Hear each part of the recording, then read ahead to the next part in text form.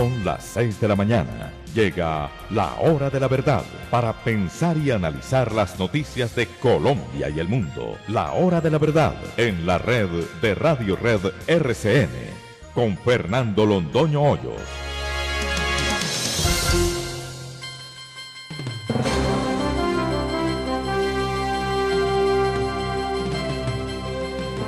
Muy buenos días, son las 6 de la mañana de este miércoles 22 de enero de 2020. Esta es la hora de la verdad y estos temas y asuntos que trataremos en la grata compañía de ustedes durante las próximas horas. Marchas, parálisis, agresiones y finalmente el ESMAD. La señora alcaldesa de Bogotá trató de quitarle toda la importancia a las marchas y en parte de explicarlas. Lo cierto es que la ciudad estuvo paralizada. Hubo también manifestaciones bastante complicadas en Medellín, Barranquilla, Cali y Tunja. En Medellín, el nuevo alcalde resultó bastante pasivo y permitió agresiones serias como las que se produjeron contra el Hotel Dan Carton.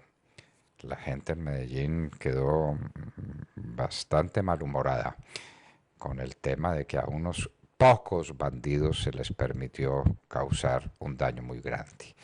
Repetimos, nunca tan pocos le hicieron tanto daño a tantos.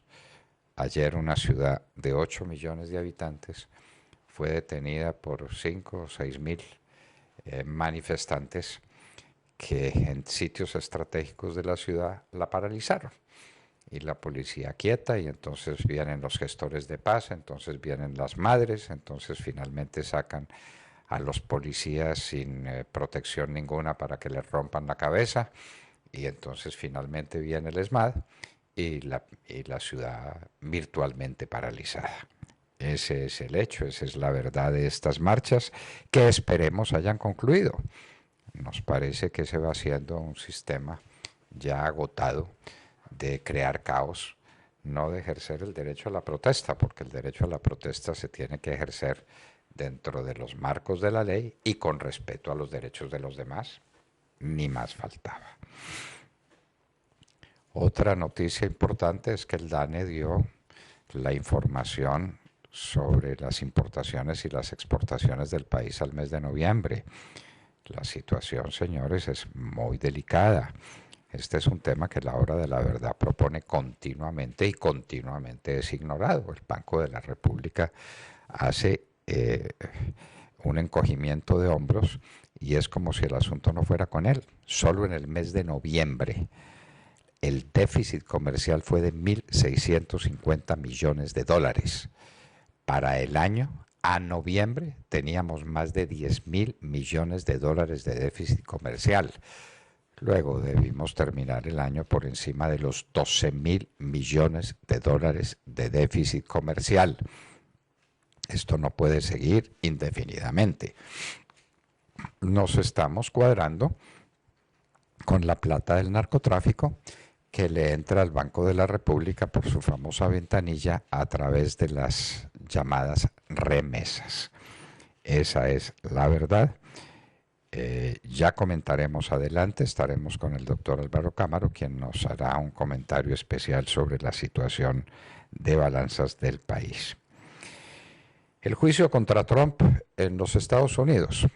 Larga sesión de 12 horas de trabajo. Al final de cuentas, los republicanos, mayoría en el Senado, se impusieron y no habrá pruebas adicionales a las que se presentaron. Y Trump tiene una primera victoria, pequeña, pero una primera victoria que indica que en muy pocos días será absuelto por el Senado de los Estados Unidos. No se ha subrayado suficientemente el hecho de que un extranjero, embajador de Cuba en Venezuela, ha sido de hecho designado ministro de Estado en Venezuela. Lo incluyen en el Consejo de Ministros. Por si quedaba alguna duda de quién manda en Venezuela, Cuba con sus famosos contratistas. Cuba, Venezuela, que no tiene manera de darle de comer a su gente, sigue enviando petróleo gratis a Cuba y sigue dependiendo de Cuba. El padre y el hermano mayor, Raúl Castro, como dice el tirano o el aprendiz de tirano Nicolás Maduro. Condenada a 36 años de prisión la cúpula del ELN por asesinato de 2 miembros del CTI. Pero hay que conversar con ellos. Pero desde luego, para definir con ellos las condiciones de la paz en Colombia y de la vida en Colombia en los próximos años. Eso es lo que piden muchos. Anulada la elección de Antanas Mockus como senador. Esta es la noticia política del momento. Y es que viene otro proceso que está en marcha, donde el Consejo de Estado deberá pronunciarse sobre la validez de los votos que se pusieron por Mockus.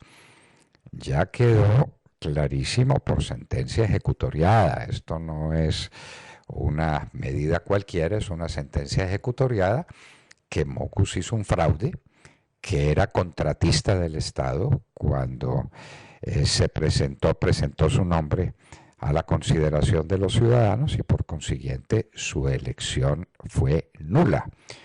¿Por qué esto se demoró? Porque el doctor Humberto de la Calle, quien es el abogado de Mockus y quien también está demandado en un procesito en el que se verá si tiene que devolver o no devolver la plata que recibió por anticipo de los votos que no obtuvo, Humberto de la Calle interpuso una tutela. Como las tutelas sirven para todo, entonces la tutela paralizó durante un tiempo el proceso, que terminó en lo que debía terminar. La elección de Mockus es nula. Mockus no es más senador de la República. ¿Qué pasará con los votos que se pusieron por Mockus? Si eso fue el producto de un fraude hecho al elector, ¿podrá decir el Consejo de Estado que los votos son válidos? Vamos a ver qué sucede. El coronavirus llegó a los Estados Unidos.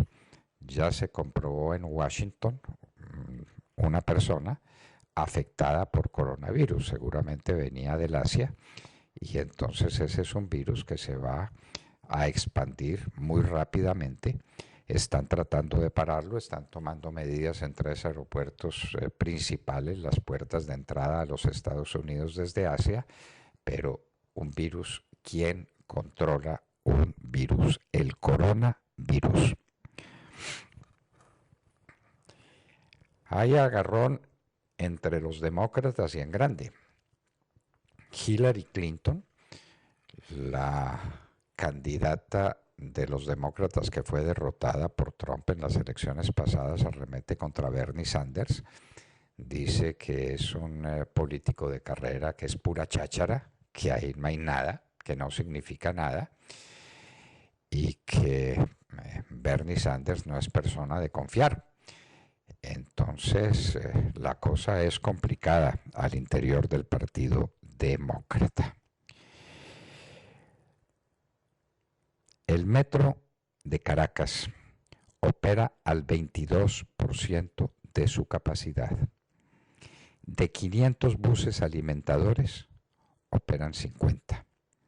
Para recuperar la producción petrolera de Venezuela y devolverla a 3,5 millones de barriles, que era lo que producía antes del desastre de Chávez, se necesitan 30,000 millones de dólares de inversión durante 9 años.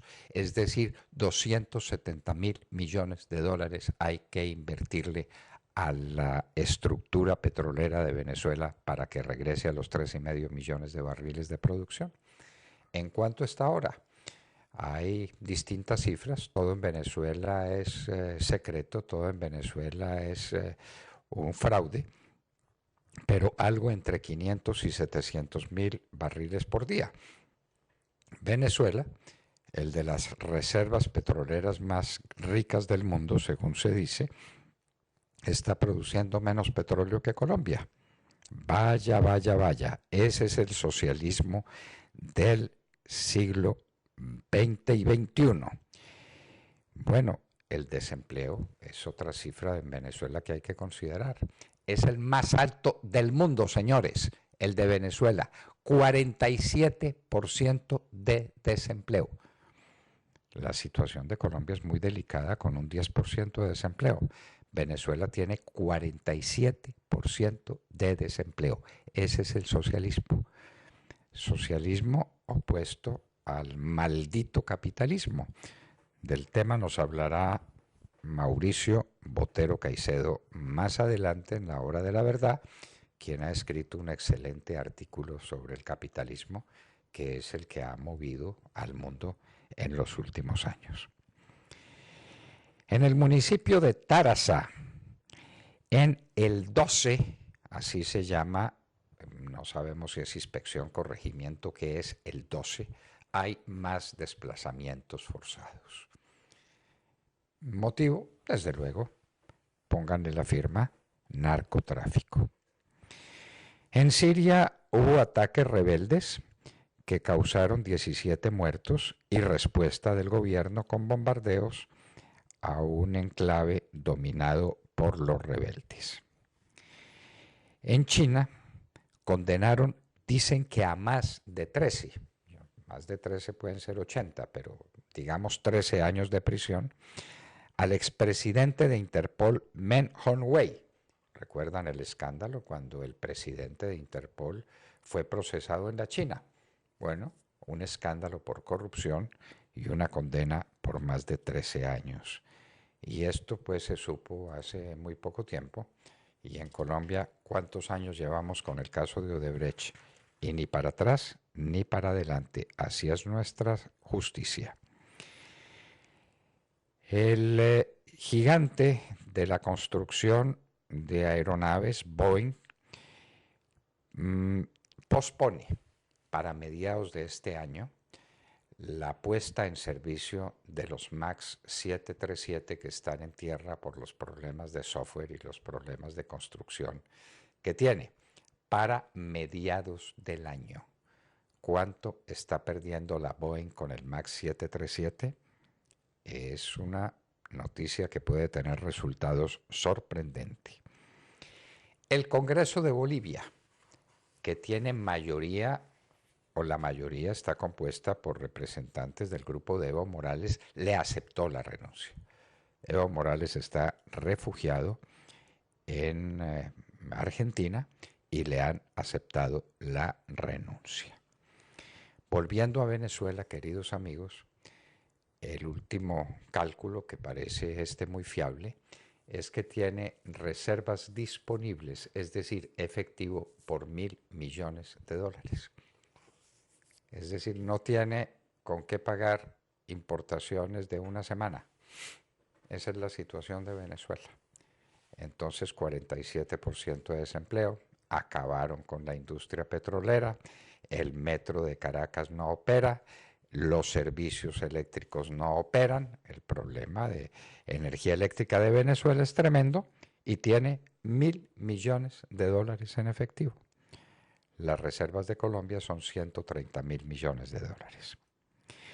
La SEBIN, que es el grupo de matones de la policía que tiene Maduro, allanó las oficinas de Guaidó, quien está en Davos, Suiza, como presidente interino reconocido por la comunidad internacional. Le allanaron las oficinas, dicen que detuvieron a uno de los diputados. Vamos a ver cómo puede regresar Guaidó a Venezuela. En los Estados Unidos fueron bloqueados 15 aviones de PDVSA. La PDVSA es el equivalente de Ecopetrol, pero de Venezuela, y de la Fuerza Armada Nacional Bolivariana. 15 aviones. Quién sabe si estarían en uso o si estaban por ahí aparcados en algún lugar. Human Rights Watch dice que en Arauca el ELN y las FARC están sustituyendo al Estado. Esto es Human Rights Watch. No remitimos a la credibilidad que pueda tener. Se quiebra la casa matriz de la firma que construyó Reficar. Recuerden, este es el más grande escándalo en mucho tiempo, Reficar. Por Reficar no ha pasado nada. La construcción de Reficar costó infinitamente más de lo que estaba proyectado. Fue un gran desastre. Y entonces Colombia inició un proceso por $2.000 millones contra la firma constructora. Proceso arbitral que es muy secreto, pero ahora resulta que la matriz de la constructora entró en quiebra en los Estados Unidos. Nuestra platica, ¿qué pasará con nuestra platica? En Las Vegas, Estados Unidos, se produce un tiroteo que deja 2 heridos.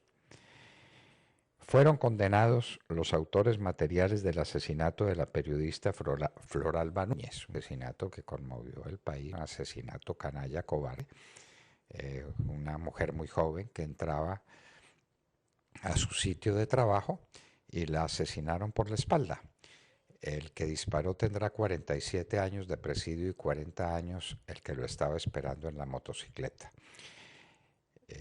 Y uno se pregunta, ¿el autor o los autores intelectuales, dónde están? Porque sicarios se consiguen por cualquier plata, según dicen. Pero ¿quién da la orden? ¿Quién tuvo la idea de asesinar esta joven periodista de Pitalito? Habló la ministra de Justicia, señores. Esto es un hecho que hay que subrayarlo. ¿Qué dijo la ministra de Justicia? No, que el hacinamiento en las cárceles es terrible, pero que lo van a arreglar. Y lo van a arreglar tramitando una alteración, un cambio a las reglas de uso de las regalías para permitir que las regiones inviertan parte de sus regalías en centros carcelarios, en centros penitenciarios. ¿Cómo le parece, pues, lo que se ocurre al gobierno? La defensa es que esto viene de años atrás. Claro que viene de años atrás. Claro que desde cuando el doctor Sabas Pretel construyó las cárceles que construyó aquí, no se construyó una cárcel nueva ni un calabozo nuevo. Juan Manuel Santos tenía que robarse la plata en otras cosas y no pensó en los centros carcelarios del país, no le importó, no le interesó. Eso viene de atrás, pero es que llevamos ya año y medio de un gobierno que debía tener listo un plan de construcción de cárceles porque esta es una emergencia nacional. No hay físicamente dónde meter un preso nuevo. La ministra dice ahora que van a gestionar la posibilidad de que las regiones dediquen parte de sus regalías, de las regalías que reciben, generalmente por producción y distribución de petróleo, las dediquen a las cárceles. Vamos a ver eso cómo ocurre. Lo cierto es que no tienen idea de nada. Y en Hoy en la Historia recordaremos uno de los grandes poetas románticos ingleses, un hombre cuya vida fue toda una leyenda. Murió a los 36 años de su edad en la romántica empresa de defender a Grecia, Lord Byron. Una vida de excesos, de ayuntamientos por todas partes. Él mismo decía que en cierto sitio había tenido contacto con 250 mujeres. ¿Cierto o no cierto? La verdad es que Lord Byron es uno de los grandes poetas románticos ingleses y de los grandes poetas románticos del mundo, y nació en un día como hoy, en el año de 1788, moriría 36 años después, Lord Byron. De todo esto y de mucho más hablaremos con ustedes en las próximas horas en La Hora de la Verdad. Y los invitamos a seguirnos a través de la señal de audio en alta calidad en TuneIn, en donde nos encuentran como La Hora de la Verdad. Asimismo, los invitamos a sintonizarnos en los diales 710 AM en Medellín, 1200 AM en Cali y 970 AM en Bogotá. Y recuerden que estamos presentes en nuestra cuenta de Twitter, @Hora de la Verdad. A través de esta cuenta pueden seguir el minuto a minuto de nuestras emisiones. Los invitamos también a seguir nuestra transmisión a través de Facebook Live, con nuestra señal en vivo y todo el contenido de nuestras emisiones, que está disponible también en en nuestro canal en YouTube. También tenemos cuenta en Instagram, ahí estamos compartiendo historias, videos, imágenes y todos los acontecimientos del país. En Instagram, síganos como @lahora-de-la-verdad-oficial. Y no olviden visitar nuestra página de internet www.lahoradelaverdad.com.co, en donde pueden sintonizarnos y compartir sus opiniones a través del chat. En Colombia son las 6 de la mañana, 20 minutos. Continuamos con las noticias, no se despeguen de la sintonía. Cuando se trata de opinión y noticias, decimos la verdad. La hora de la verdad, con Fernando Londoño Hoyos, en la red de Radio Red RCN. De Toto Sabio, el gato triste y azul, el gato que sabía que un día fuiste mía. Roberto Carlos y esta canción tan bella. Buen marco para saludar esta mañana, Sergio Gel. Doctor Londoño, muy buenos días para usted, para todos nuestros oyentes.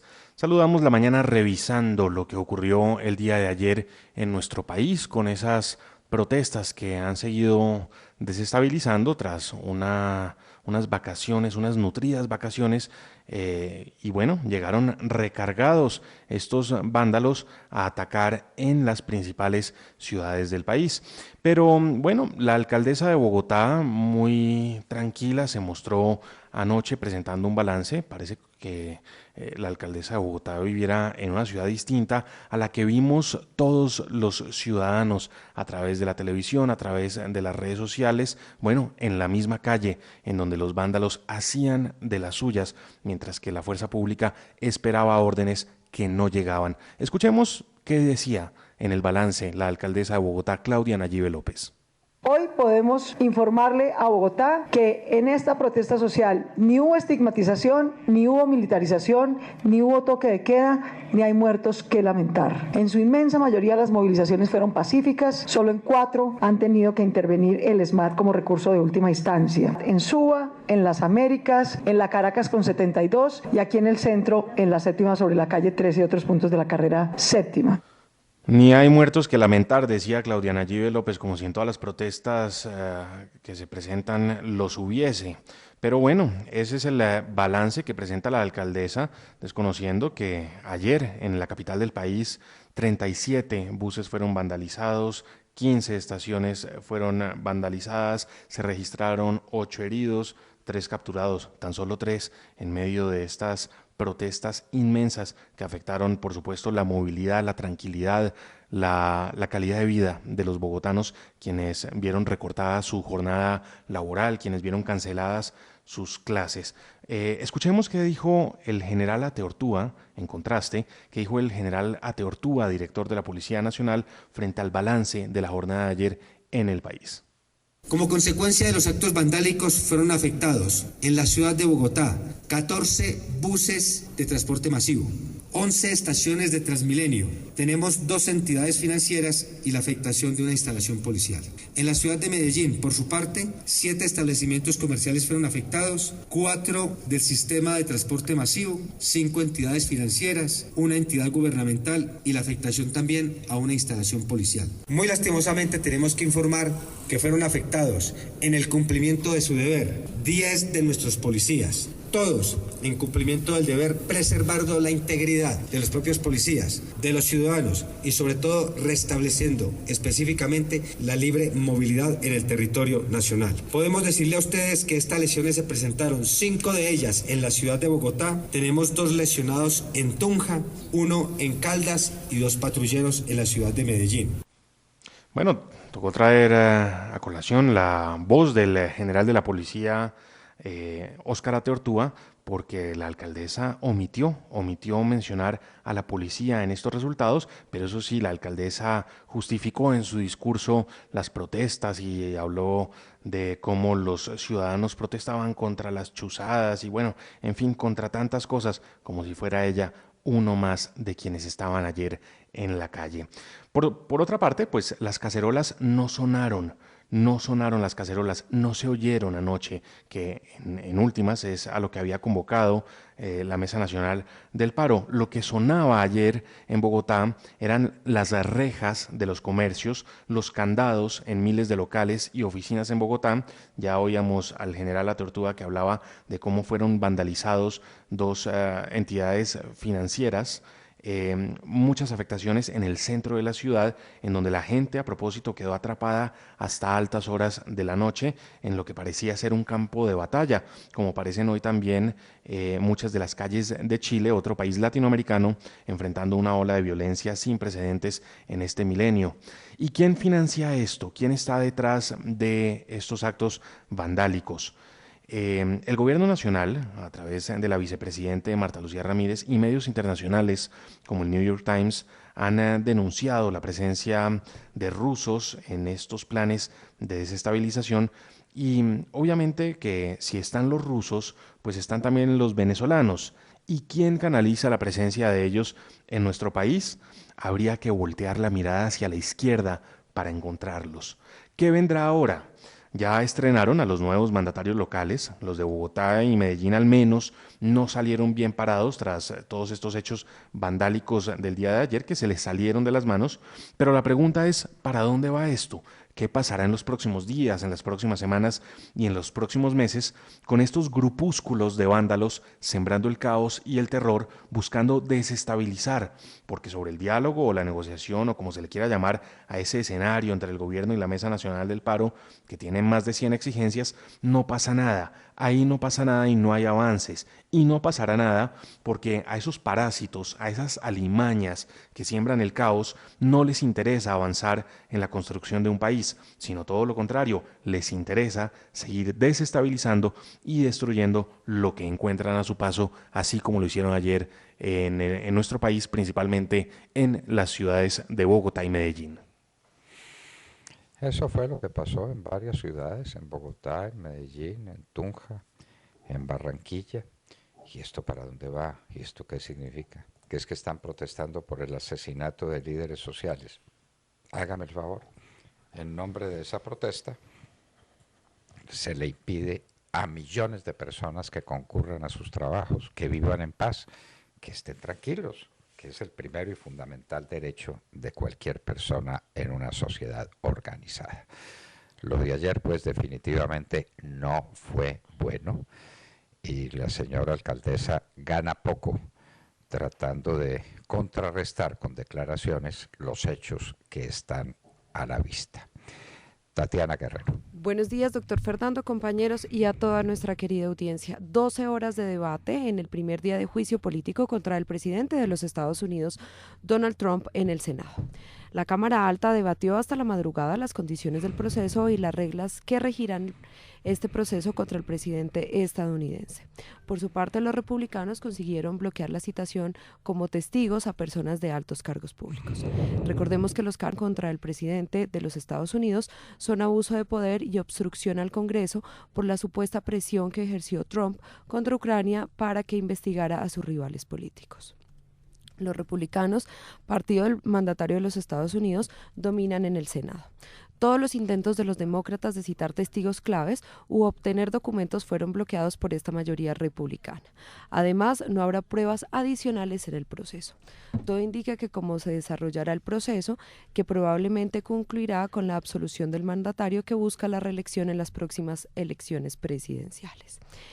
El senador republicano Mitch McConnell presentó un plan de resolución para este juicio abreviado que en cerca de 2 semanas puede despachar el proceso.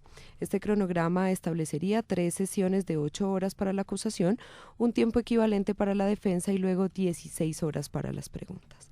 Este plan de trabajo fue adaptado a último minuto tras la propuesta inicial presentada, lo que fue duramente criticado por los demócratas que afirmaron que con esto pretendía que el proceso se desarrollara a espaldas de la opinión pública. Representantes de Trump dicen que un juicio político equivale a robarse una elección y afirman que bloquear los testimonios de los altos funcionarios de la Casa Blanca es un acto de patriotismo. Además, pidieron acabar con esta farsa ridícula y darle paso a las elecciones. Por su parte, el presidente de los Estados Unidos, Donald Trump, que ha estado siguiendo el debate desde su hotel en Davos, dado que se encuentra para participar en el Fondo Económico Mundial, desde allí volvió a calificar el proceso en su contra como una caza de brujas que ha estado desarrollándose durante muchos años. Se podría decir, doctor Fernando, que hablamos de una pequeña de un pequeño triunfo para el presidente de los Estados Unidos, Donald Trump. Bueno, lo fundamental que eran las reglas de juego para el proceso y la prohibición de que lleguen nuevas pruebas. El proceso se nutrirá de las pruebas que ya existen, de las que presentó la Cámara de Representantes y de ninguna otra. Entonces se prevé que no en mucho tiempo, digamos en una semana más, ya la Cámara Alta, el Senado de los Estados Unidos, con mayoría republicana, tome la decisión en favor de Donald Trump. Es lo que todo el mundo sabe. Esta es una novela de suspenso cuyo final se conoce. De Mar Corto. Doctor Fernando, compañeros de la mesa, oyentes de la Hora de la Verdad, muy buenos días. En noticias del mundo político tenemos la sentencia de la Sala Plena del Consejo de Estado que declara la nulidad de la elección del senador del Partido Verde, Antanas Mockus, que logró 536.000 votos, lo que a su vez le permitió la elección por arrastre de algunos de los 9 senadores que hoy tiene ese partido, el partido de Claudia López, en el Congreso de la República. Lo de Antanas Mockus lo advertimos desde el primer momento y ante las pruebas que entregó a la opinión pública el colega Gustavo Rugeles, quien demostró con certificados que para el mes de noviembre del 2017 el senador Mockus seguía como representante legal de Corpo Visionarios, donde se firmaron varios contraticos en temas de implementación de la paz en el gobierno Santos, por una cifra que ronda los 6.000 millones de pesos.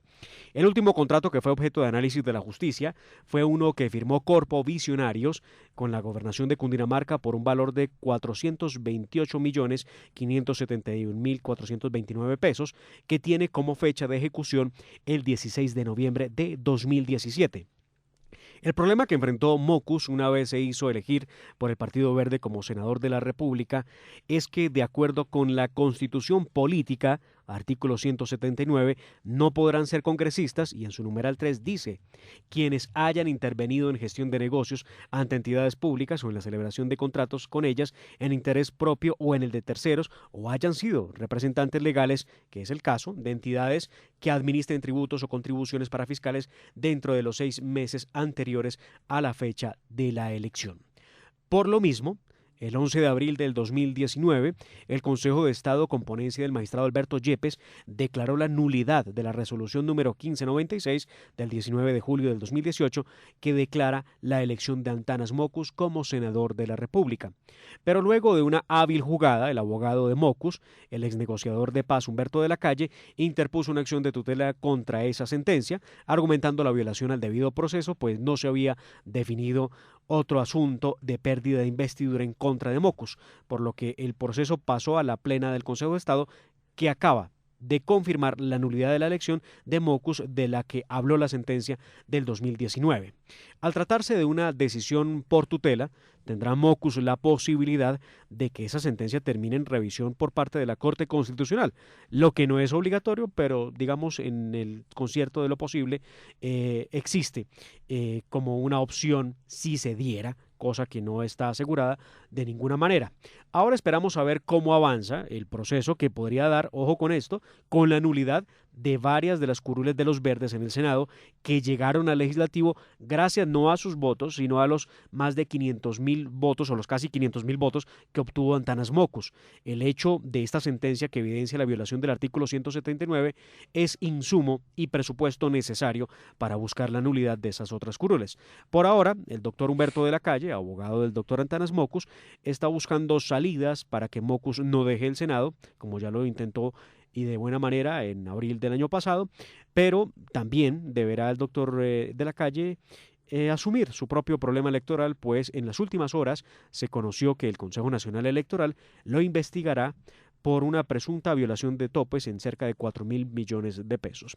Ya veremos qué pasa, doctor Fernando. De declararse la nulidad de los votos que eligieron a varios de los verdes, habría claramente una redistribución de curules en el Senado de la República, lo que beneficiaría a varios partidos, entre otros al Centro Democrático. Bueno, Esto, esto pues es un tema casi folclórico. Se sabía que iba a ocurrir, pero de la calle acude al recurso bien conocido de las tutelas para tratar de impedir la marcha del Poder Judicial. Y a través de la tutela logra paralizar el proceso que ahora que volvió a empezar y que terminó como terminó ayer con una sentencia definitiva que ya no tiene recurso ninguno, por la cual se declara la nulidad de la elección de Mockus. Pero ¿qué pasa con los votos que se pusieron por Mockus? Esa es la pregunta que se hace de Mar Córdoba. ¿Qué pasa con esos votos? Obviamente, si la elección es nula porque el electorado fue engañado, pues esos votos no pueden producir efectos.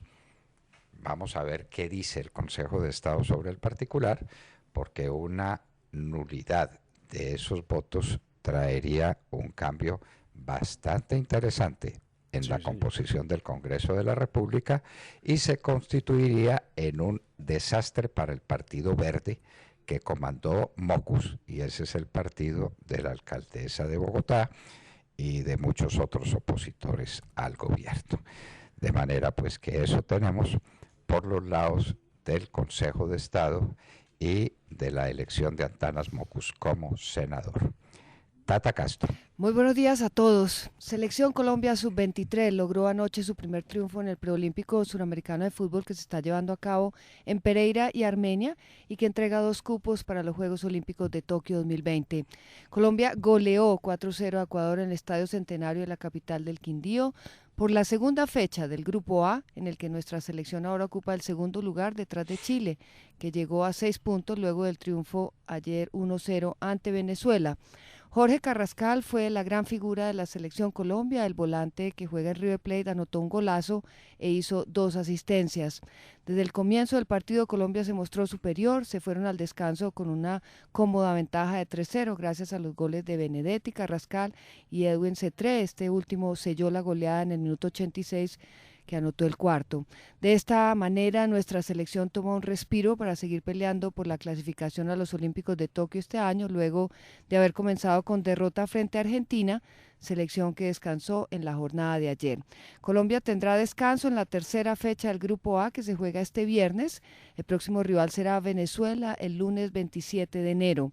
Hoy se juega la segunda jornada del Grupo B en Pereira. Paraguay se enfrenta a Bolivia a las 6 de la tarde. Es el debut de los bolivianos que descansaron en la primera jornada.